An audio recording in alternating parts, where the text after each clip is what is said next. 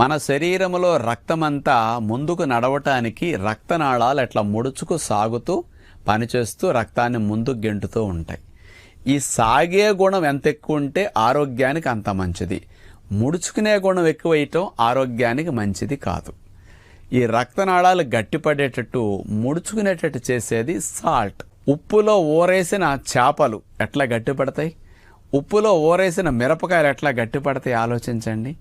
ఆవకాయ బద్ద ఉప్పులో వేస్తే ఎట్లా గట్టిపడి బిగిసిపోతుంది. అలాగే మనం ఉప్పు తినటం వల్ల రక్తనాళాల గోడల్లో ఉప్పు పేరుకొని రక్తనాళాలు గట్టిపడతాయి. గట్టిపడ్డవన్నీ సాగే గుణాన్ని కోల్పోతాయి, ముడుచుకునే గుణం ఎక్కువైపోతుంది.